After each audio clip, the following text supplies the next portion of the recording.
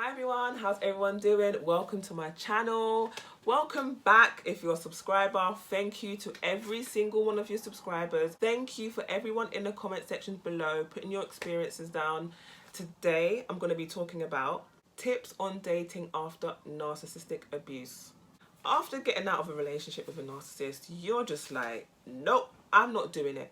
Once you're on your healing journey, it'll get to a point where you feel like, okay, I'm ready to date. Maybe not commit in a relationship. Let's go out and see if they actually are. Let's go and find, because there's billions of people in this world. One narcissist is not going to stop me, right? Number one is take your time. Think about your relationship with the narcissist. How fast did you get into a relationship? How fast did you sleep with them? How fast did they want a baby? How fast did they want to move in? Think about the length of time everything took. If you're an adult and you have your own place, you have your own car, think about, when did they want to move in with you? When did they ask you for money?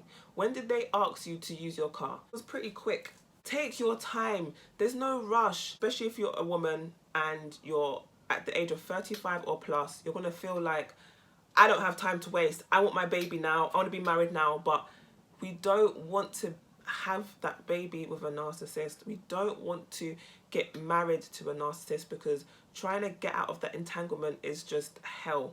Get to know each other. It's not always about spending money. You can go for a picnic in the park, to a coffee shop, have a coffee date. A lot of women don't agree with this. They feel like, no, it's too cheap, it's too cheap. But I feel like if I can have a coffee with you and have such a good time, then doing other things, we're going to have an amazing time. I need to be able to have fun with somebody when we're doing nothing. When we're going food shopping, if we're having a laugh, then that's something that I'm looking to pursue, right? Number two, watch actions, not words. Do the actions line up to the words? I was dating this guy who kept saying he wanted to take me here and do this and do that, but he didn't make an effort to do anything. He didn't want to spend a penny. He didn't want to spend time getting to know me. He didn't just want to go for a walk. He didn't just want to go to the park. He'd be telling me that he wants to do all these things. So he was future faking. He was giving false promises, saying, I want to take you here, I want to take you. He was creating a romantic picture in my mind about what he was going to, or what he wanted to do. He didn't even say he was going to do it. He said he wanted to. So be careful about the words people use. Listen to the words that they're using. Like, for example, I want to take you here. Okay? Or I'm going to take you here. If they say things like, I'm going to take you here, and they don't take you there, then it's not so much that they're lying, but they don't really respect you. If things have changed, they would say, I know I promised to take you here, however, I haven't been paid yet, or it's a bit busy for me right now. I'm going to promise you something and don't deliver. They have to come back to you and explain why they haven't delivered on that promise. Number three, watch the speed. Just say you've been dating on your 4th or 5th date. What are they telling you? What do they want to do? How do they want to take this relationship forward? The guy that I was dating, on the 3rd date, he wanted to get me pregnant. Yeah, I'm being serious. He wanted to get me pregnant. And I said to him, why do you want to get me pregnant? And he said, I don't have any children. And I said, okay. Then he told me, I listened. He told me that his dad has 10 kids and he wants 15. He's in competition with his dad. He wants 15 kids. And he wants a kid with my skin color. So that was the biggest red flag in my face that I could ever see. I was like, huh? I was spooked out. At this time, I wasn't that knowledgeable about narcissists, but hearing that, I was like, there's nothing about me, my spirit, who I am. There's nothing about the future and us getting married. It's just about you. You want your baby. You want your baby at a certain skin color. You want this. You want that. So he hasn't actually told me he wants a relationship, or he wants to get married, or he wants a family. He's told me what he wants. He never once asked me what I want. And then when I told him I don't want any more kids right now, I have to be married. Next baby that I have to be married or at least engaged to somebody that I love and can see myself spending the rest of my life with. He didn't like that. He got angry. He got angry because I didn't want a baby. I'm not making this up, guys. Third date. Obviously, we were talking a lot on the phone. Okay, not even that much, to be honest with you. We weren't talking that much on the phone. We would talk on the phone now and then. And it was just like, hello. Number 4, are they love bombing? Are they spending money, taking you to expensive restaurants, buying you jewelry, flying you out? Are they spending money? Are they giving you lots of attention and admiration? Are they just telling you that you're the most special person in the world? Or are they giving you mixed signals? Are they playing hot and cold one day? One day they're chasing you, the next day you don't hear from them for 2 weeks. You message them, they don't get back to you for 2 days, but you see them on social media and know what they want. They know what they want. If they don't, that means they don't know who they are.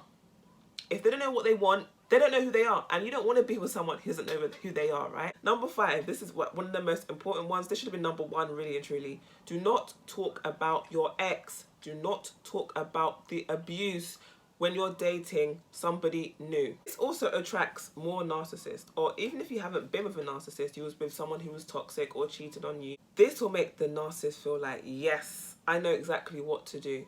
If we tell them that my narcissist, never used to buy me flowers, guess what they're gonna do? They're gonna buy you flowers.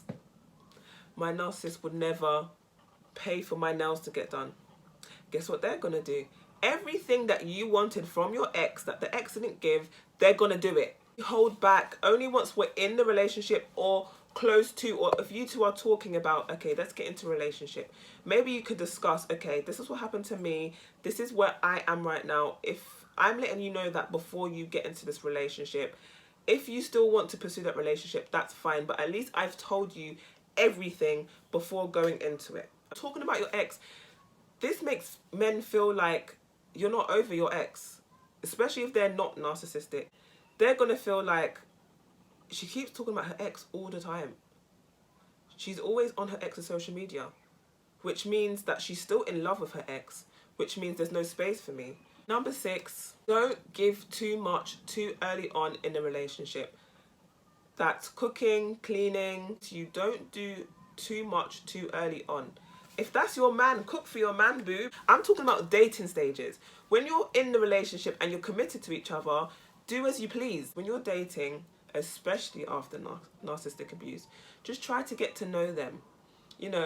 Spend more time on getting to know them as a person and what their relationship's like. And I know it's very difficult because you don't want to seem like you're desperate or you're full on, but try to get to see or meet the parents or whoever raised this person as soon as possible. Then you can actually see what kind of relationship they have. You can have a look at the way they live, the way they treat their household, who is the one that's cleaning, who is the one that's cooking. Because you could be dating a mama's boy. Very important before the relationship even goes forward that you meet friends, family, and people don't like doing that. People feel like you should only meet friends and family once you're serious, but I don't believe that. It's completely up to you, but this is just my opinion on dating after a narcissistic relationship. Get them to open up about them, open up about the struggles in their life and how they overcome struggles and what they want out of life and how they're working towards it. What you both want out of life, your values, your morals. You need to make sure there's some kind of agreement before we get attached and having strong feelings for each other. Let's find out if we're even going to be compatible. Try to hold back from falling in love. Try to hold back. Even if you feel like you love somebody, don't tell them. And they say that a man is meant to tell you first. A man is meant to lead. So once he tells you you love him, you can tell him back only if you believe it. Don't just say it because it sounds great. Don't force them to be a man. Don't force them to be a provider. Don't try to mold this person into what you want them to be. See them for who they are and what they are, and either love that or move on. Don't fear to lose somebody. If you feel like this person could be the one and maybe they don't want to be with you anymore, that's fine. They can leave the relationship. Don't fear losing someone, and don't fear being alone. If you do like this video, please hit that like button.